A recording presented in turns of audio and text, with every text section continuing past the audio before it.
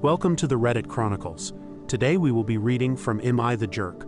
Our first post is by False Worldliness. Am I the jerk for giving my granddaughter a DNA test? This is about my granddaughter Lindsay. Now Lindsay, 15, has it rough being middle child and she looks different from her siblings.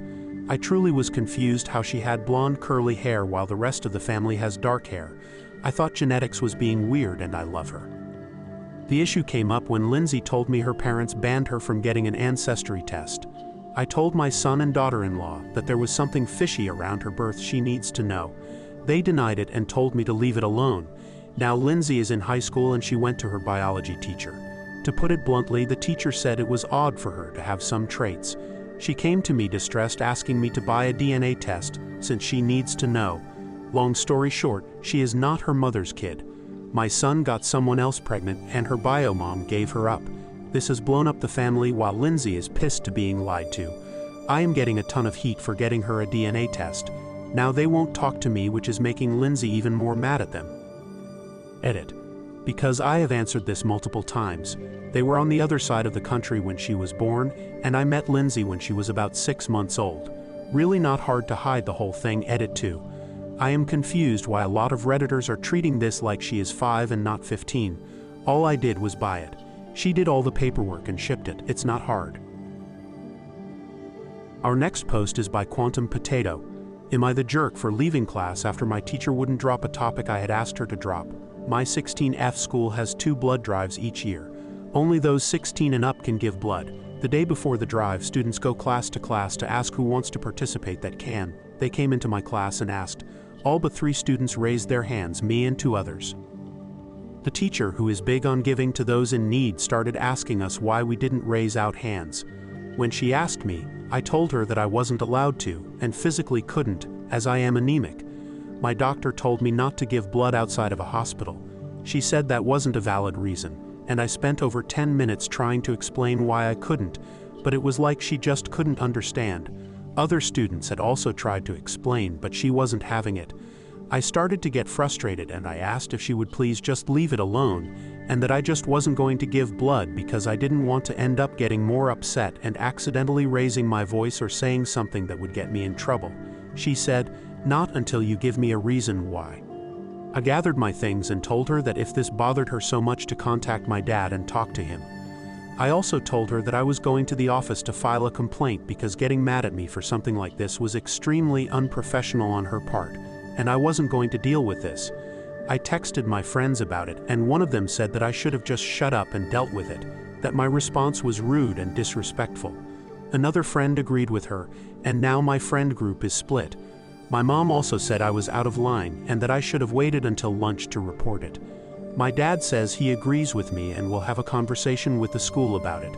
I feel a little bad though. Was my reaction really that disrespectful? I didn't mean for it to be. Am I the jerk? Our next post is by Mushroom Pristine. Am I the jerk for pointing out that my mom doesn't have custody of us while sitting at the Thanksgiving table? Title makes me sound like I ruined the day on purpose, but I promise I didn't. I just didn't know how else to put it, I guess.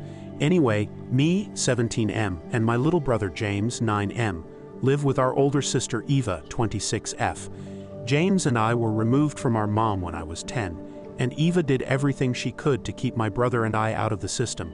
I think it was because she was worried we'd be separated, and I know she was in foster care for a little bit when she was younger. So I guess that was another reason she didn't want us to go in.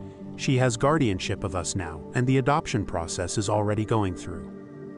So today we were having a family dinner at a relative's house, and some people from our mom's side of the family, aunt, uncles, cousins, etc., were there with us.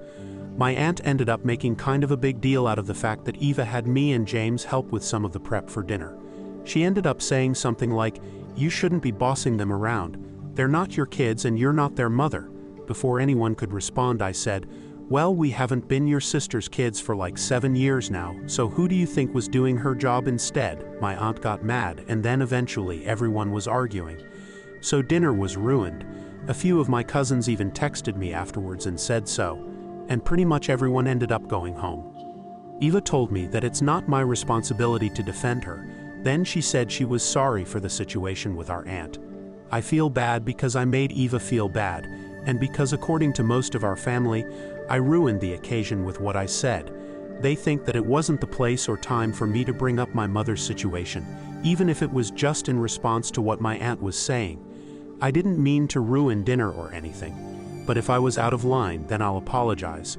I'm just posting because I want to get some unbiased perspectives from other people. Update. I saw a few people ask why no one in my mom's family helped my sister out when she was 19 and suddenly responsible for 2 kids. And honestly, I don't know. Even when Eva was a kid and she was taken from our mom temporarily, our relatives were given the option to keep her out of a foster home and let her stay with them, but none of them took her in. Our next post is by Hospital Bill Post. Am I the jerk for not paying my nephew's hospital bill? I have 4 kids, Alexis 15, Lucas 12, Ronnie 11, and Ali 8. Alexis has a lot of health issues. We've been in and out of the hospital for months. Something important to know is that Alexis has a PICC line big take-home IV and is getting blood thinner injections every day, so we do have needles and vials around the house. She also occasionally gets pain meds through her PICC line. My sister has 2 kids, Andrew 12 and Alyssa 9. She brought them to the house to play with my kids not too long ago. Alexis had a minor procedure a couple days before they came. I was showing my sister a video of Alexis at the house right after the procedure. She was still very high, and it was hilarious. She's fine with me showing family these videos. Andrew came into the kitchen, heard the video, and asked what it was. I said that I was just showing his mom a video of Alexis after she got some pain meds. A few hours later, the kids were grabbing a snack, and Andrew took the container with needles and vials of the blood thinner out of the pantry. He asked what it is, and I said it's Alexis's medicine. My sister and I left to take our dogs for a walk, and I wanted to get a snack out of the pantry when we came back.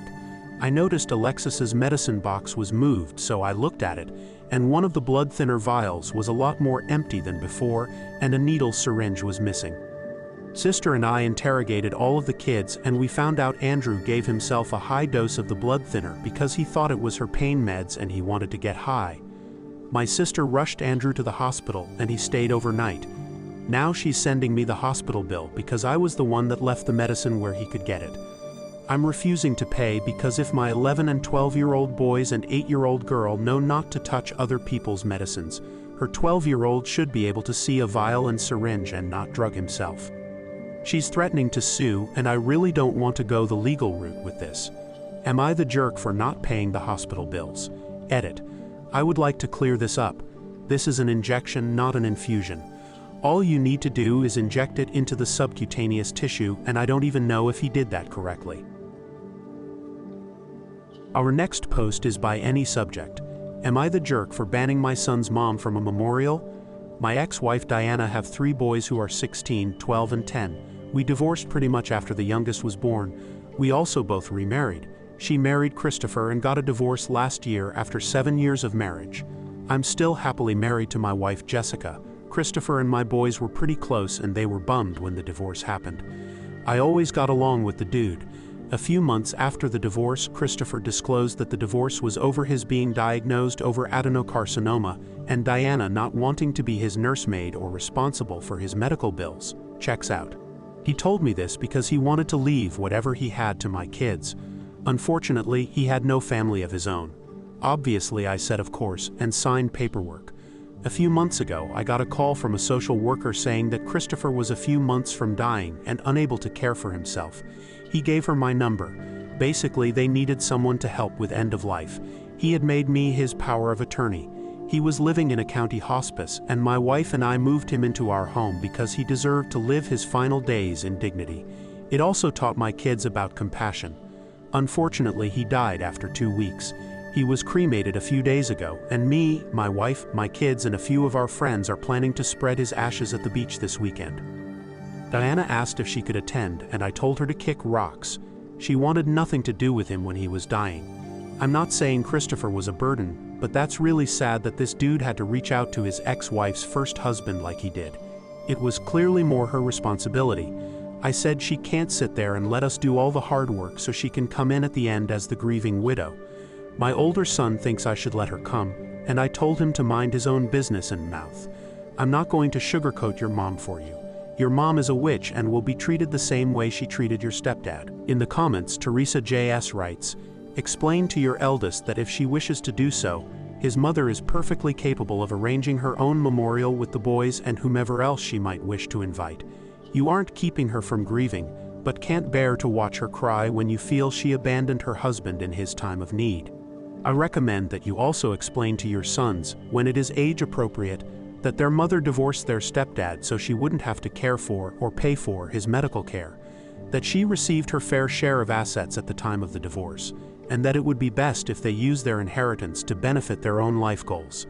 Explain that the money should be used for things like advanced education, a down payment for a future home purchase, etc., not to just give away to anyone who didn't know or didn't support stepdad in his time of need.